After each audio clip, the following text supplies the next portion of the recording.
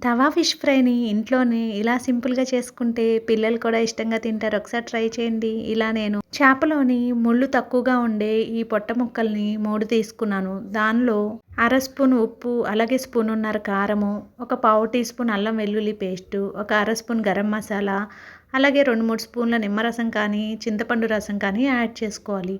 అలాగే ఒక 2 స్పూన్లు ఆవ నూనె యాడ్ చేసుకున్నాను. మీరు ఏ నూనెైనా యాడ్ చేసుకోవచ్చు, పర్లేదు. ఈ మసాలాలన్నీ ముక్కలకు బాగా పట్టేలా కలుపుకొని ఒక అరగంట సేపు ఇలా మూత పెట్టుకొని పక్కన పెట్టుకోండి. తర్వాత స్టవ్ ఆన్ చేసుకొని ఒక ప్యాన్ పెట్టుకొని 2, 3 స్పూన్ల ఆయిల్ వేసుకోండి. ముందుగా మనము మసాలాలను మ్యారినేట్ చేసి పెట్టుకున్నాం కదా ఫిష్ ముక్కలను, ఇప్పుడు ఈ తవా మీద పెట్టుకోండి.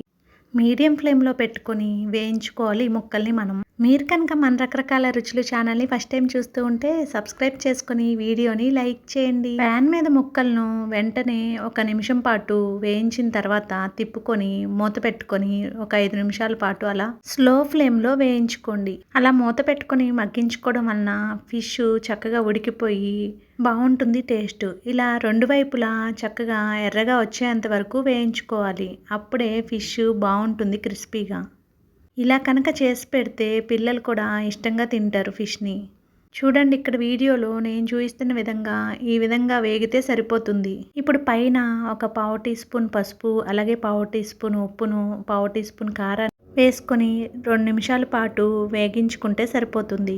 ఇలా 2 నిమిషాలు వేగిన తర్వాత కొత్తిమీర చల్లుకొని 2 వైపులా తిప్పుకొని స్టవ్ ఆఫ్ చేసేసుకొని చక్కగా వేడివేడి అన్నంలో కానీ, సైడ్ డిష్‌గా పప్పుచారు, రసంలోకి, లేదంటే విడిగా స్నాక్‌గా అయినా సర్వ్ చేస్తే అందరూ ఇష్టంగా తింటారు. ఒకసారి ట్రై చేసి మీకెలా ఉంది అనేది కామెంట్ సెక్షన్‌లో కామెంట్ చేయండి. అలాగే వీడియోని లైక్ చేసి సపోర్ట్ చేయండి. Thank you for watching our channel రకరకాల రుచులు.